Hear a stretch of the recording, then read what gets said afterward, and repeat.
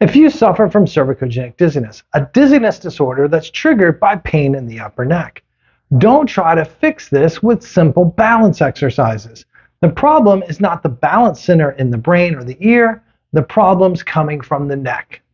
Well, my name is Marrow, physical therapist and owner of Australian Physiotherapy Specialists. And over my 24-year career, I've been able to help thousands of patients recover from cervicogenic dizziness and cervicogenic headaches. So for today's video, I'm going to teach you two things. The first thing that I'm going to teach you is why balance exercises by themselves is not the perfect answer for treating cervicogenic dizziness. And the second thing that I'm going to teach you is 3 exercises so you can get quick relief. Now, before I show you the 3 exercises for cervicogenic dizziness relief, it's important that you understand the point of the video. When it comes to the balance system, we could think of the balance system as like a GPS, but the GPS requires information from 3 separate satellites. The brain receives information from your ears, that's one satellite.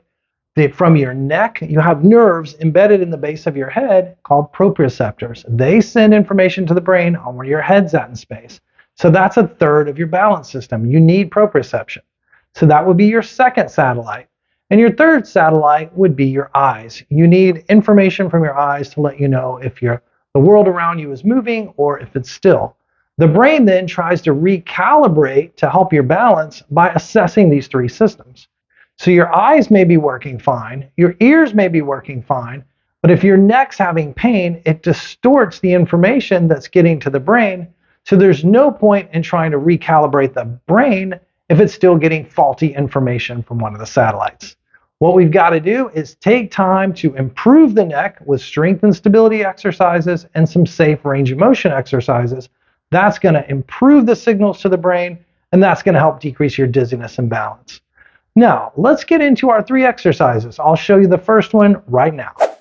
The first exercise that I'm going to teach you to help with cervicogenic dizziness is going to be an exercise called a snag technique. What this technique is going to do is if you have tightness in your upper 2 or 3 joints and it's restricting your ability to turn, let's say, to the right, and you notice when you turn to the right, that's what triggers dizziness.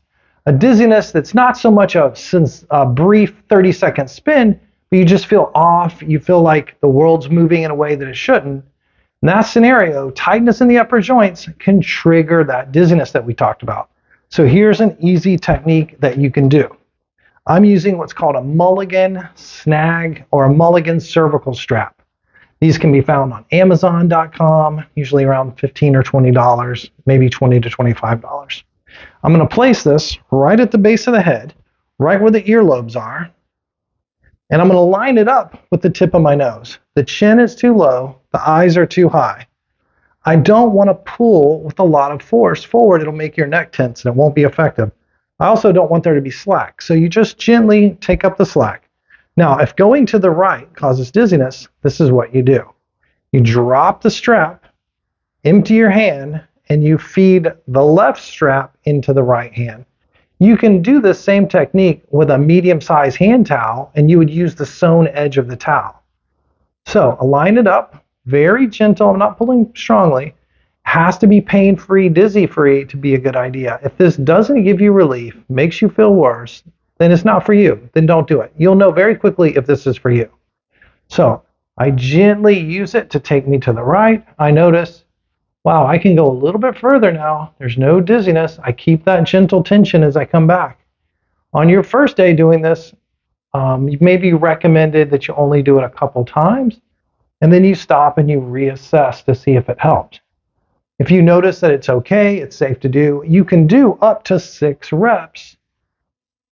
And that would be considered 1 set. And you can easily do this 2 or 3 times during the day. When you're done, reassess. Look to the right and see if it's a little better. There was an incident one time where I had a little bit of cervical dizziness, and if I bent forward and came back up, I felt a little dizzy. So I did this technique 3 or 4 or 5 times. I bent back over again just to test it, and I was 50% less dizzy. I did it again for a few more reps. I bent forward. This time I was about 75 or 80% less dizzy. So it's worth giving it a try. It's easy to do. And like I said, if it doesn't work for you, makes you feel worse, don't do it. Now that's going to help improve your range of motion. But pain shuts down your deep stabilization muscles. We have to turn that back on for long-term relief.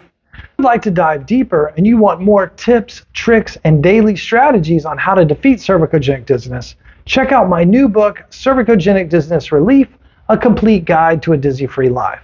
This book was made specifically for you, the viewers, to have a resource with all this information in one single spot. I'll leave the link below, and now let's get back to the video. So that's gonna move us to exercise number 2.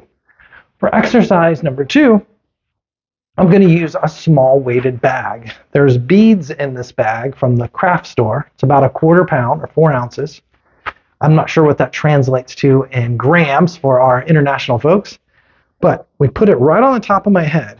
And now what's gonna happen is I feel the sensory information going through my neck. The scientists would call that gravity sensory information, or GSI. Gravity sensory information does 2 things that are very good for neck stability. It turns on the deep one joint muscles of the neck that protect and stabilize the neck. Those are the muscles that keep you from pinching. It also sends a signal to my tight muscles to relax a little bit. And then what I do is I take kind of a nice neutral posture, a little bit tall through the crown of my head. My chin gently comes to level, shoulders relaxed. And then what I would do is just walk around your room, walk through your house for maybe 2 or 3 minutes, whatever you can do that's comfortable. And then once you're done, you take a break and you take it back off. Receiving that gravity sensory information helps the proprioceptive nerves at the base of the head, turns back on the good muscles of the neck, relaxes the tightness, everything that we want. The story that I mentioned when I was a bit dizzy, all I did was 2 things the first day. I did the snag to loosen my neck, and I showed patients how to do this off and on all day long over a 9-hour workday.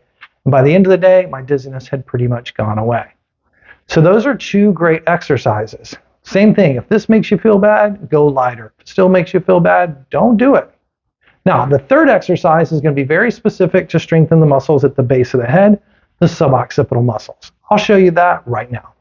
I'm going to lean over on my elbows a little bit, and I want to make sure that my shoulders are strong. If I'm too relaxed, my back will sag between my shoulder blades.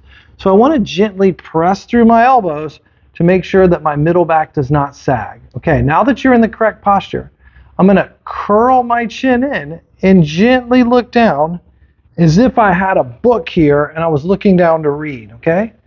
So I get in the right posture, curl my chin in, look down, and then I carefully kind of uncurl my neck and come back up.